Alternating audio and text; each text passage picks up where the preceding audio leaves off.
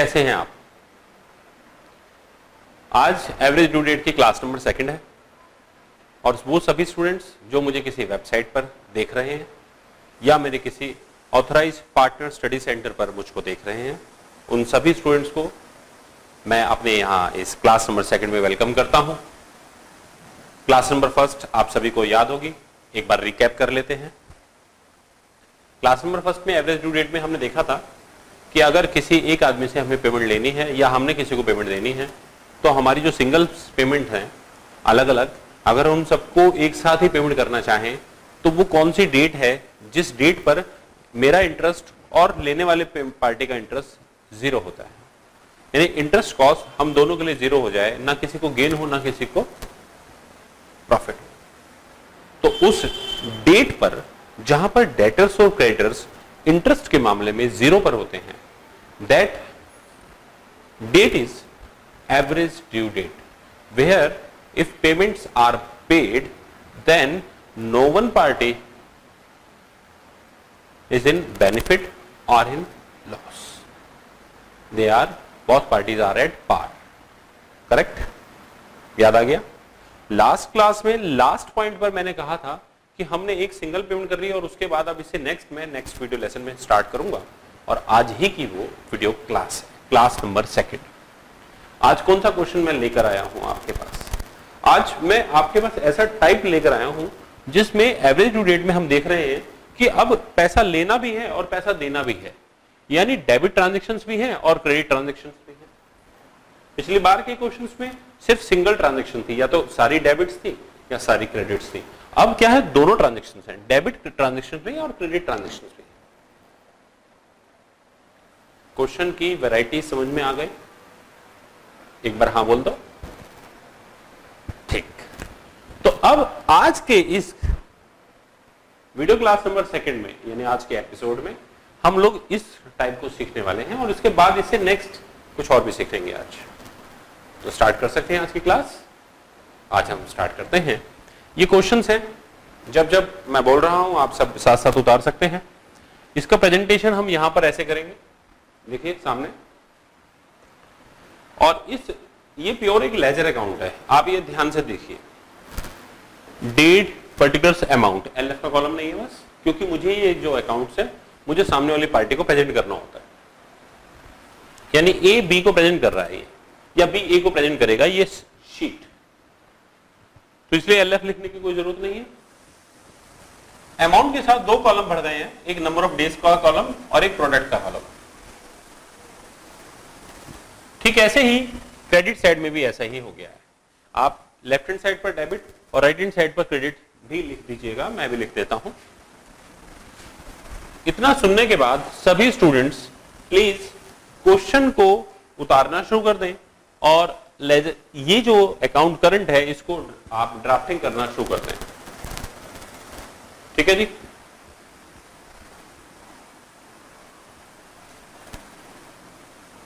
अब हम इस क्वेश्चन को करने जा रहे हैं। हम लोग इस क्वेश्चन को सबसे पहले मुझे क्या करना चाहिए? सबसे पहले मुझे इसकी गारंटी बनानी चाहिए और इसको यहां पर लेजर में पोस्ट करना चाहिए। ये बात क्लियर है स्टूडेंट्स? तो आइए सबसे पहले आप इसकी गारंटी बनाइए। कहता है कि ए ने बी को गुड्स बेचा है, तो सबसे पहले किसकी बुक्स में है? इन द बुक्स ऑफ ए। ये बात क्लियर हो गई? इसके बाद ये जो यहां पर है अकाउंट किसका है?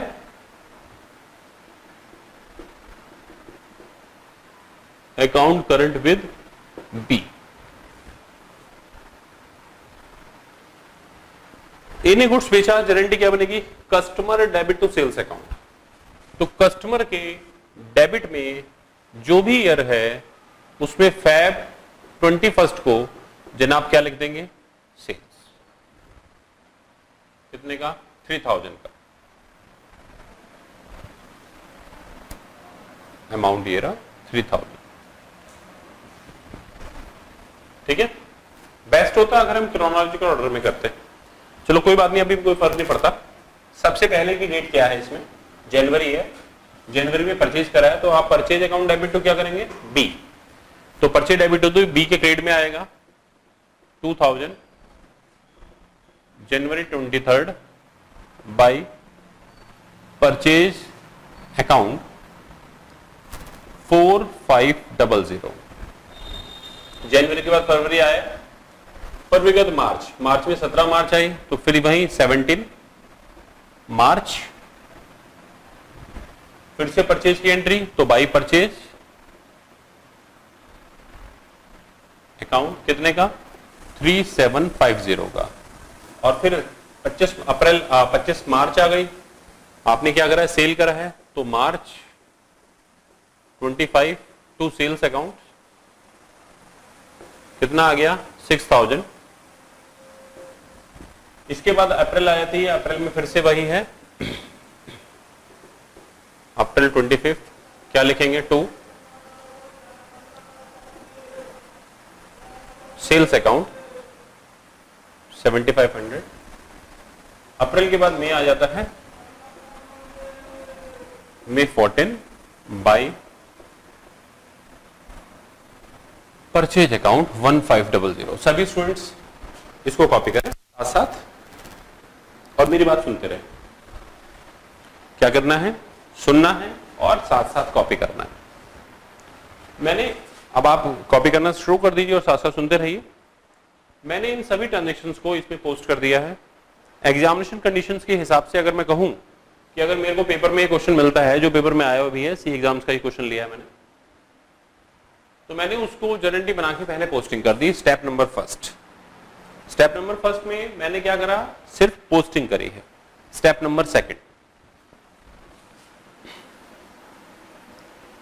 नंबर फर्स्ट में आपको क्या करना है, पोस्ट ऑल ट्रांजैक्शंस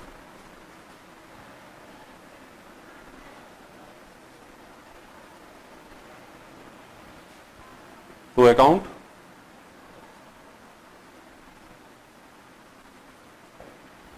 ठीक है जी। इसके बाद जब आपने पहला कर दिया तो इसके बाद सेकंड क्या करेंगे, टेक बेस डेट। अब बेस डेट लेनी है आपने। बेस डेट कोई भी ले सकते हैं, जैसा कि आपने पिछली वीडियो क्लासेस में देखा था, लेकिन कंफर्टेबल डेट रहती है कि जो सबसे पहले की स्टार्टिंग डेट हो, और सबसे पहले की स्टार्टिंग डेट 23 जनवरी है। तो बेस डेट ले, तो यहां से 23 जनवरी से बेस डेट 0 हो गई। इसका मतलब जहां पर 0 है वही बेस डेट है, तो इसलिए ऊपर लिखना पड़ेगा हमें यहां पर कि बेस डेट 23 जनवरी। अब इसके बाद चूंकि सबसे पहले की डेट लिया तो फॉरवर्ड ही चलेंगे। अब आप सबको जो डेज हैं आप डेज काउंट करेंगे, यानी कि जैसे ये मार्च 17 है तो 23 जनवरी से 17 मार्च तक के दिन गिनेंगे। उसके बाद 23 जनवरी से मई 14 तक के दिन गिनेंगे और वहां लिखेंगे। फिर 23 जनवरी से Feb 21 के डेज गिनेंगे। सभी स्टूडेंट जो इस क्लास में बैठे हुए हैं वो सभी यहां पर इस डेट को काउंट करना शुरू कर दें और मुझे बताएं कि क्या आएगा। आप सबको समझ में आया? उस बेस डेट से इस डेट तक के सारे डेज, उस बेस डेट से उस डेट तक के डेज सारे हमने गिनने हैं और डेज वाले कॉलम में लिखने हैं। डेज वाले कॉलम में लिख के फिर इसका प्रोडक्ट करना है और प्रोडक्ट वाले कॉलम में लिखना है। तो आइए स्टार्ट करते हैं। यहां से चलते हैं 23 जनवरी से 17 मार्च तक। तो 23 जनवरी को छोड़ दीजिए और आगे तक के डेज गिनिए। जनवरी में 31 डेज होते हैं, तो ये हो गए 8 दिन, तो ये हो गए। अब ये 2000 कौन सा है? अगर लीप ईयर है तो फरवरी 29 की लिखिएगा, और लीप ईयर नहीं है तो फरवरी 28 की लिखिएगा।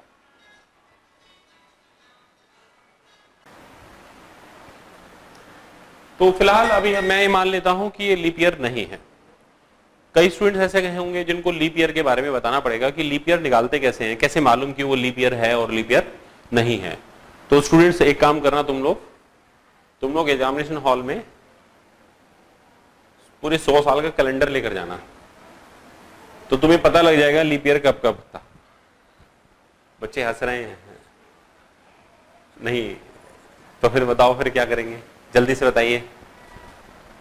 अरे बेटा ईयर को 4 से भाग कर दो, अगर ये पूरा पूरा फ्रैक्शन पूरा कट जाता है, फ्रैक्शन नहीं आता है, तो वो लीप ईयर है।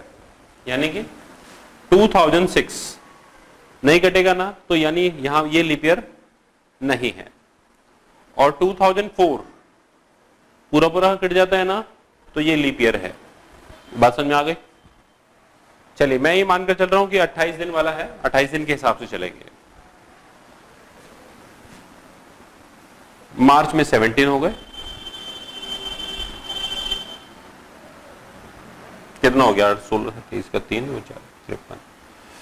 आप इनकी काउंटिंग चेक करते रहना भाई। अब इसके बाद जनवरी में कितने दिन हो गए? 8, फरवरी में 28, मार्च में 31, अप्रैल में 30 और मई में 14।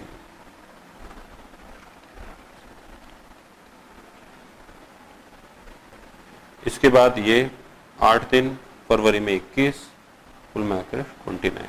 फिर इसके बाद 8 दिन, फरवरी में 28, मार्च में 25।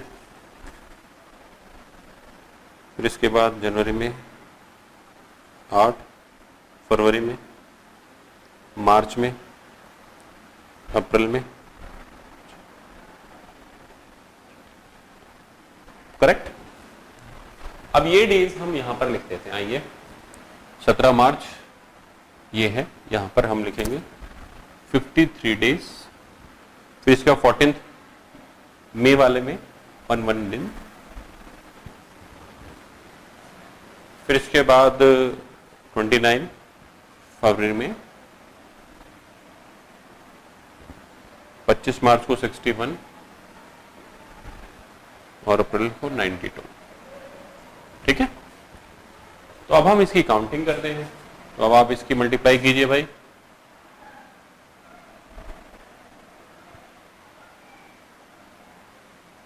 करेक्ट। अब इधर कीजिए। करेक्ट। अब इधर कीजिए। सारे मैं ही करूं? अब आप भी तो करो भाई कुछ। हैं? कितना आएगा? अब इसको करो भाई।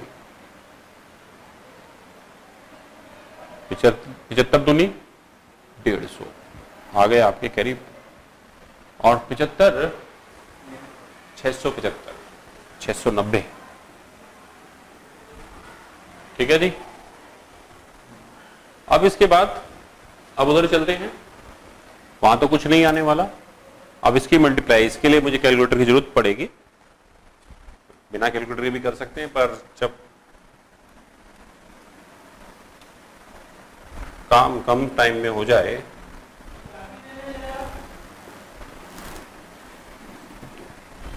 और जनाब इसको करेंगे।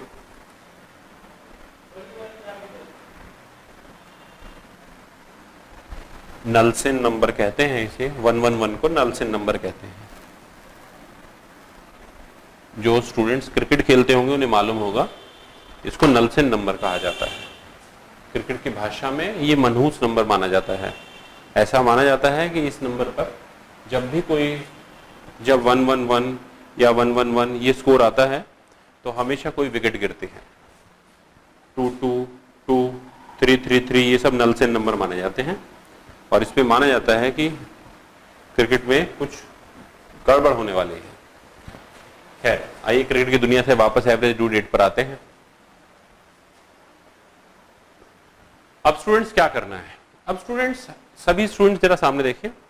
अब हम इसका टोटल करेंगे और बैलेंस शीट निकाल देंगे। ये बात क्लियर हो गई? लेकिन अब मैं कुछ और भी बोलने चाहता हूं आपसे। अब क्या होगा, आपने बेस डेट ले ली, फिर इसके बाद आपने क्या करा, आपने डेज काउंट करे। कहां से? फ्रॉम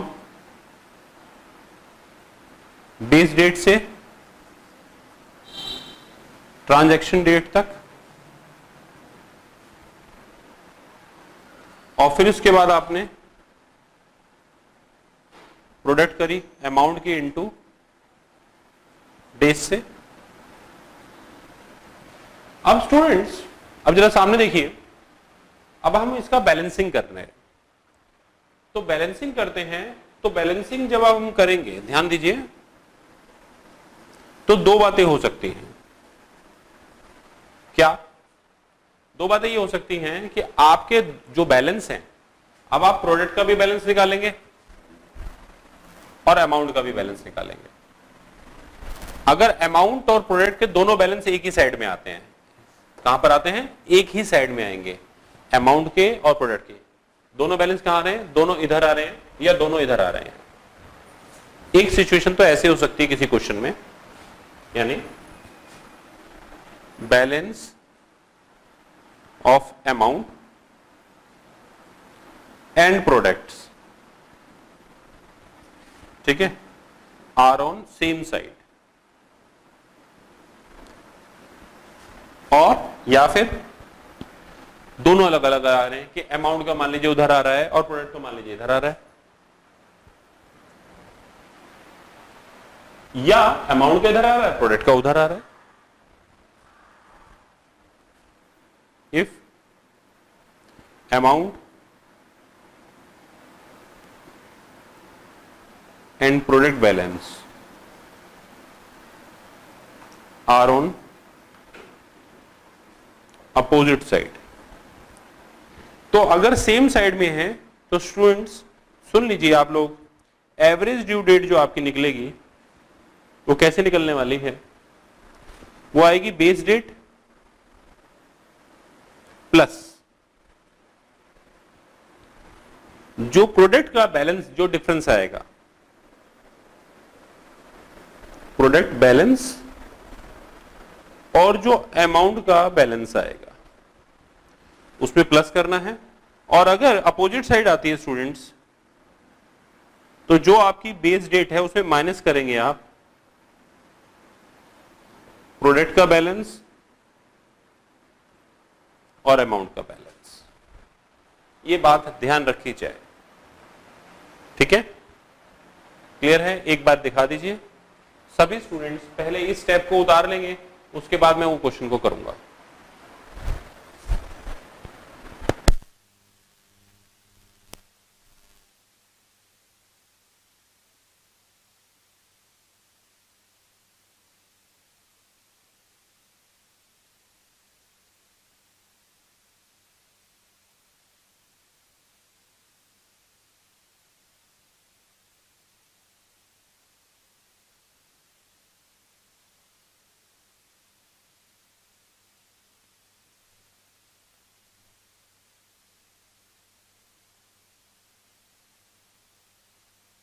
देखिए स्टूडेंट्स, हम क्या करेंगे, सबसे पहले अमाउंट का टोटल करेंगे।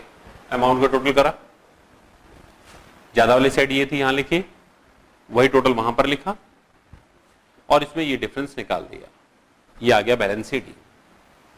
सवाल उठता है कि ये जो बैलेंस शीट है ये मैंने देने हैं या लेने हैं? इन द बुक्स ऑफ ए है, ये डेबिट ट्रांजेक्शन, डेबिट का मतलब है डेटर्स, कि बी से मुझे इतना पैसा लेना है, बी से मुझे इतना पैसा लेना है। और वो क्रेडिट है तो बोले तो क्रेडिटर की उतना पैसा मैंने देना है, तो डिफरेंस आ गया कि ये पैसा, ये डिफरेंस मैंने लेना है। समझ में आ गया आप लोगों को? तो हो गया। अब आते हैं प्रोडक्ट पर कि प्रोडक्ट का टोटल कहां का ज्यादा है। प्रोडक्ट का टोटल भी आप देख रहे हैं कि यहीं का ज्यादा है, यहां का कम है, तो इसका मतलब स्टूडेंट्स क्वेश्चन ये वाला है जहां पर अमाउंट और प्रोडक्ट दोनों सेम साइड पर डिफरेंस के द्वारा आ रहे हैं। आइए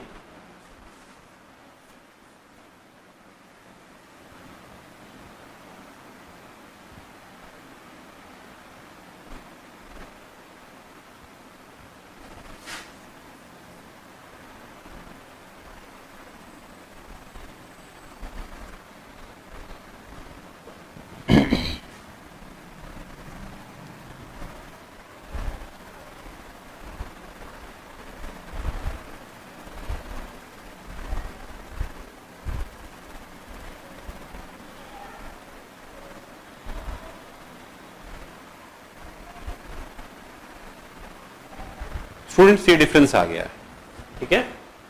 और अब मुझे क्या करना है अब मुझे एवरेज ड्यू डेट निकालनी है। एवरेज ड्यू डेट का फॉर्मूला क्या था? बेस डेट यानी कि 23 जनवरी, डिफरेंस ऑफ प्रोडक्ट क्या लिखेंगे?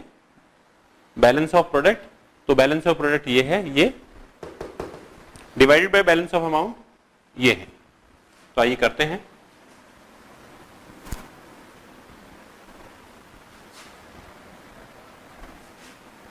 एवरेज ड्यू डेट, अगर एग्जाम में सिर्फ और सिर्फ आपसे एवरेज ड्यू डेट निकालने के लिए क्वेश्चन आता है और इस तरह के ट्रांजैक्शन दिए हुए हैं, तो आप सिर्फ ये लिख देंगे इन द बुक्स ऑफ ए, और सिर्फ यहां पर लिख देंगे account with B.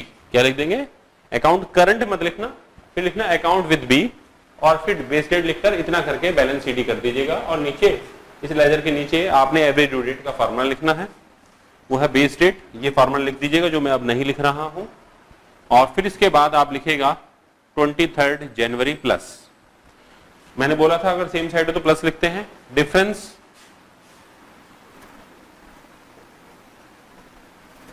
Divided by,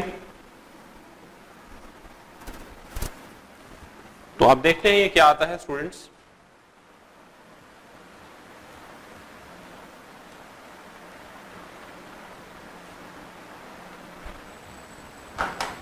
ये आ गया लगभग 115, तो आप इसका मतलब समझ गए ना, 115 डेज।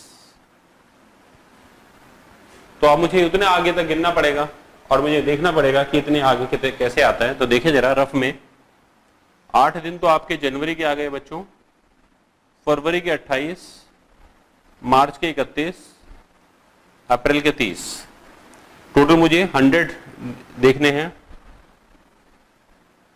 97 डेज तो हो चुके हैं बेटा, ठीक है। और मुझे कितना चाहिए अभी?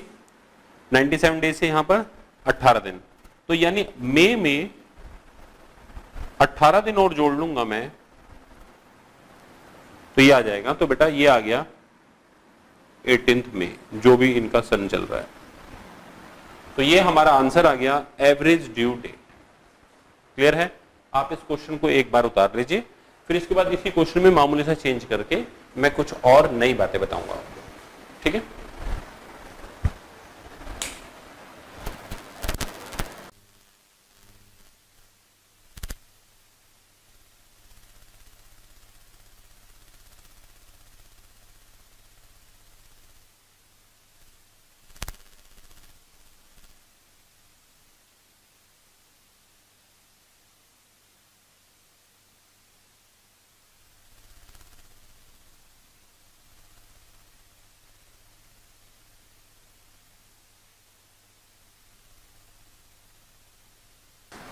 हाँ जी स्टूडेंट्स, ये क्वेश्चन तो आपने उतार लिया।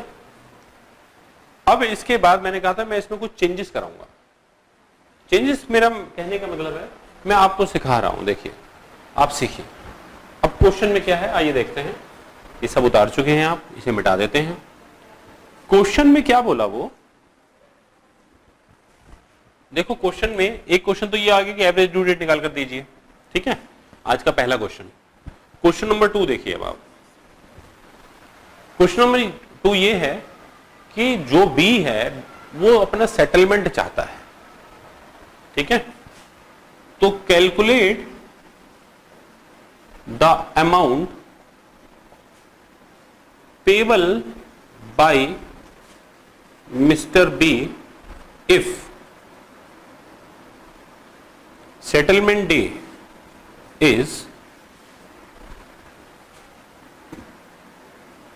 5 जून और 1 मई। Rate of interest 6% per annum. दूसरा क्वेश्चन स्टूडेंट ये हो जाता है।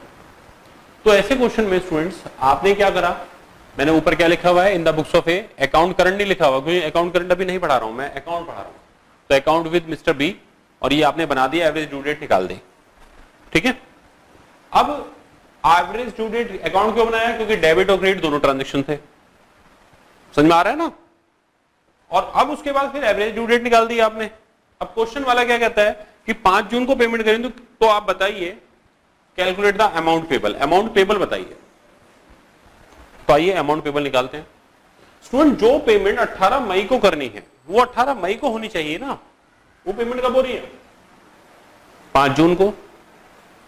तो इसका मतलब लेट हो रही है, इसका मतलब बी से हम ये पेमेंट तो लेंगे ही लेंगे, साथ में इंटरेस्ट भी लेंगे। साथ में क्या लेंगे? इंटरेस्ट। तो आंसर देखिए आप,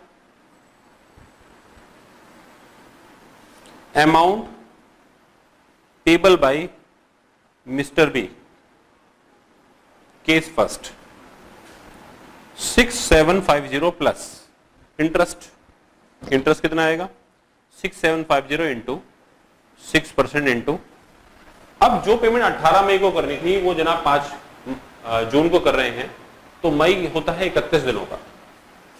तो 31 दिनों का मतलब है मई में उन्होंने 13 दिन लेट पेमेंट करी और जून के 5 दिन, टोटल में आकर 18 दिन उन्होंने देरी से पेमेंट करी।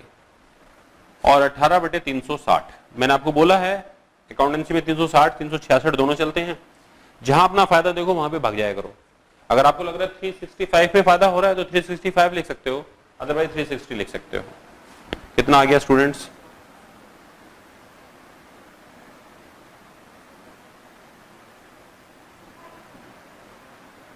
ठीक,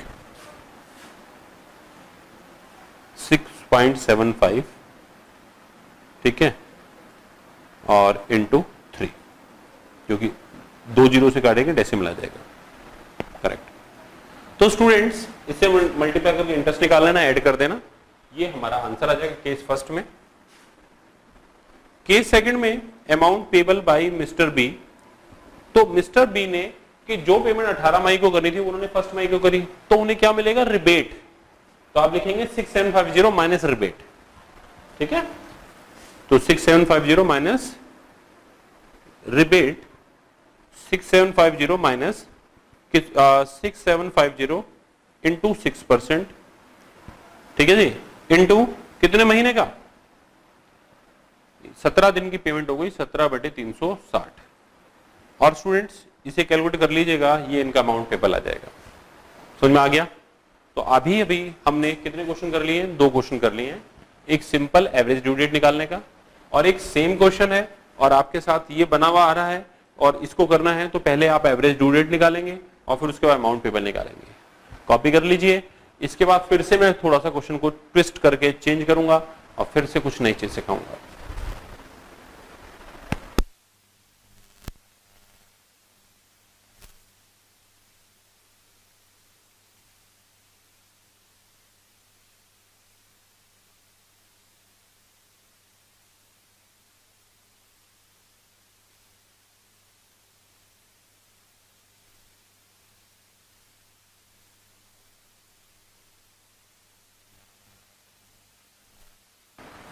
जैसे कि मैंने कहा था कि फिर से कुछ नया सीखने को मिलेगा आप लोगों को, तो आइए अब हम वो सीखते हैं।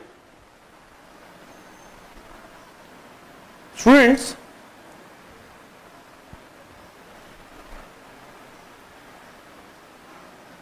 मैं इसमें पहले आपको अकाउंट करंट सिखा दूं तो कैसा रहे? आइए सीखते हैं। मान लीजिए क्वेश्चन में उसने कहा कि आप इस अकाउंट को 5 जून को सेटल्ड कीजिए। तो कैसे होगा ये इसे देखते हैं, ठीक है। 5 जून का आपका इंटरेस्ट कितना आया था स्टूडेंट? जरा चेक कर लें। 19.25 ठीक है।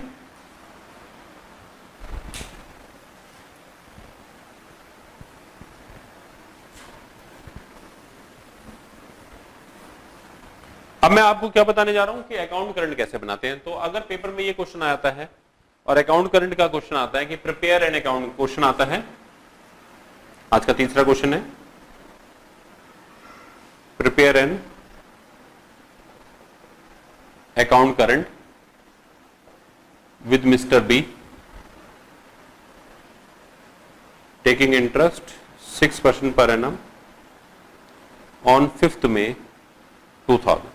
उन्होंने डेट भी मेंशन कर दी कि किस डेट पर आपको अकाउंट करंट बनाना है। तो स्टूडेंट्स ये जो क्लोजिंग बैलेंस है ना, ये 5 मई को निकलेगा। 5 मई को नहीं, क्या था वो लास्ट में मैंने क्या लिखा था, हमने निकाला था 5 जून निकाला था शायद, है ना, जून था ना, ठीक है। तो 5 जून को करना है। तो स्टूडेंट्स अब क्या करेंगे, इधर देखिए, अब आप ये निकालेंगे तो हम जून में ही, लेकिन अब होगा क्या, होगा ये कि आप सबसे पहले निकालेंगे balance of product by balance of product, और ये आपने निकाल दिया। और अब आप इंटरेस्ट कैलकुलेट करेंगे। इंटरेस्ट कैलकुलेट कैसे करेंगे, वही जो अभी अभी आप लोगों ने निकाला था, ठीक है।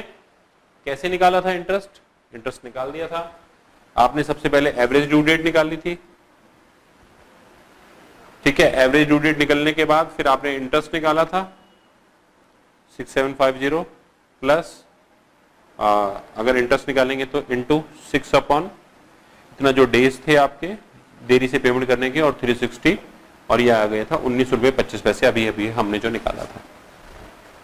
तो इसका ये मतलब है कि ए मिस्टर बी से कह रहा है कि आप मुझे 6750 भी दें और 19 रुपए 25 पैसे भी दें। तो अब इतने ट्रांजेक्शन के बाद आपको स्टूडेंट्स एक ट्रांजेक्शन और करना है अपने आप से, वो है इंटरेस्ट का 19 रुपए 25 पैसे का। यानी आपके लिए इस क्वेश्चन में जो ट्रांजेक्शन हैं वो 1 2 3 4 5 6 नहीं है, 7 भी है, 7वां ट्रांजेक्शन और हो गया। अब इंटरेस्ट देना है या लेना है, ये बताइए, आप बताइए।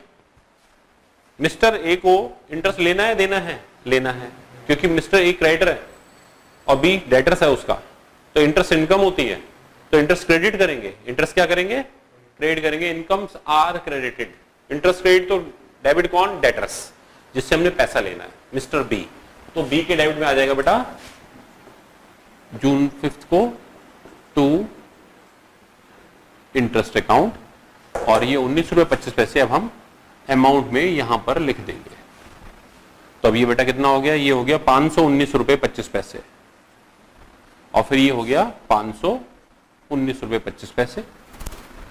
प्रोडक्ट तो सेम रहेगा, प्रोडक्ट में कोई फर्क नहीं आएगा, ठीक है।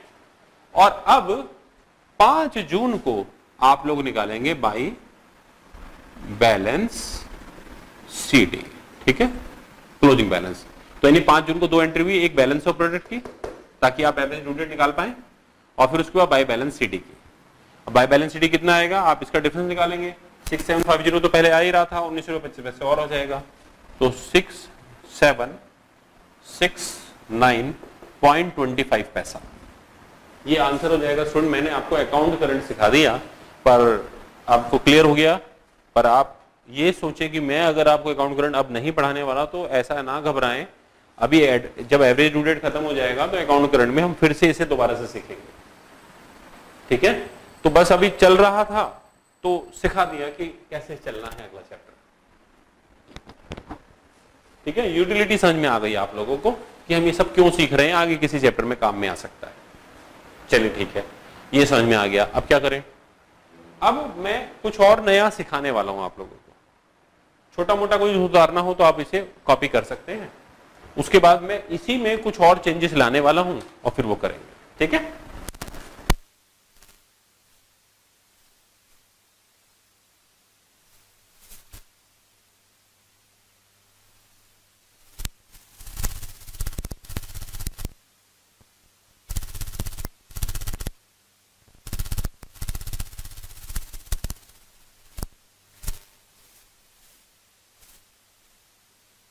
अब आप ये सोच रहे होंगे कि इस क्वेश्चन में और क्या बाकी है, सर जी ने तो इसका पूरा पोस्टमार्टम कर दिया है, एक छोटा सा पोस्टमार्टम और बाकी है बेटा।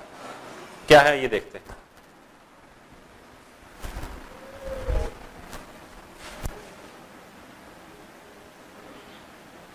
क्या लिखा हुआ है, 4th क्वेश्चन,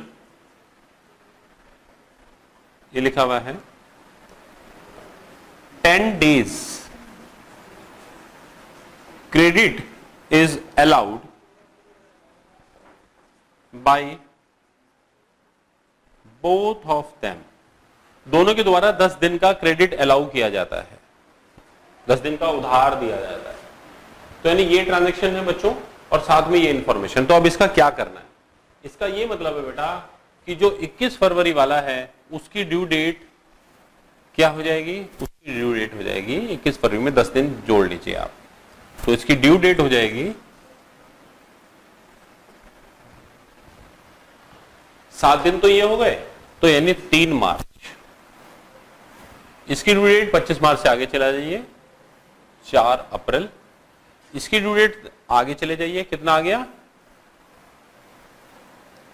6 दिन और 4 दिन हो गए तो 4 मई। इसकी ड्यू डेट आगे चले जाइए 10 दिन के बाद है तो कितना हो जाएगा 2 फरवरी।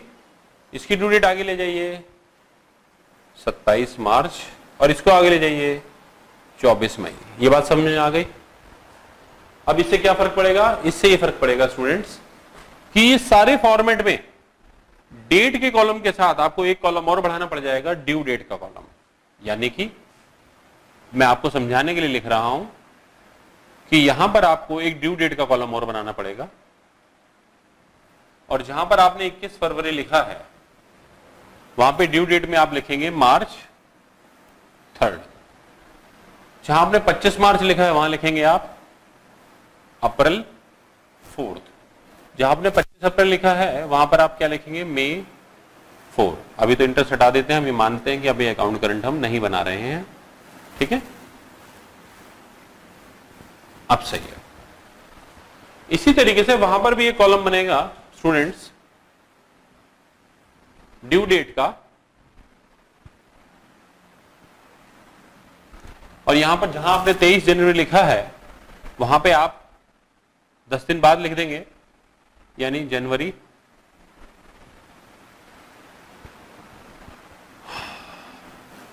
बनाया था क्या हमने 2 फरवरी, ठीक है। और नंबर ऑफ डेज तो आप स्टार्टिंग से ले ही रहे हैं 0, कोई दिक्कत नहीं है। इसके बाद 27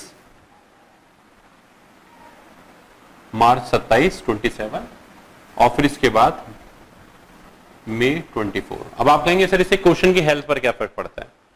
इससे क्वेश्चन की हेल्थ पर मामूली सा फर्क पड़ सकता है 1-2 दिन का, क्योंकि बाई चांस 10 दिन आगे जाने से हो सकता है कोई महीना 30 दिन वाला 31 में आ जाए और 31 वाला 30 में आ जाए और 28 वाला 29 में या 29 वाला 28 में या 31 वाला 28 में चला जाए, ऐसा कुछ हो सकता है मामले सा।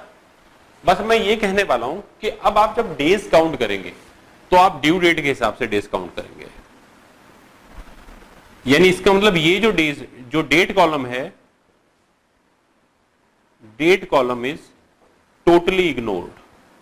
अब ये इग्नोर कर देना है आपने दोनों साइड का, ठीक है। और due date column is counted, सिर्फ यही आप इसी को काउंट करेंगे आप यहां से यहां तक। यानी ड्यू डेट कॉलम से ये अगर आपका बेस डेट है तो यहां से यहां तक के डेज गिने जाएंगे, फिर फरवरी 2 से 24 तक डेज गिने जाएंगे, फिर फरवरी 2 से 21 फरवरी तक, फरवरी 2 से मार्च 25 तक, फरवरी 2 से अप्रैल 25 तक। नहीं गड़बड़ हो गया, डेट है ये, डेट है डेट है डेट है डेट है डेट है, मन में हट। तो फरवरी 2 से मार्च 3 तक, फरवरी 2 से अप्रैल 4 तक, फरवरी 2 से मई 1 तक। ये मैंने जानबूझ के काटा है ताकि आपको याद रहे कि हमें ड्यू डेट वाले कॉलम को पकड़ना है। ये था आपका 4th टाइप इसी क्वेश्चन पर।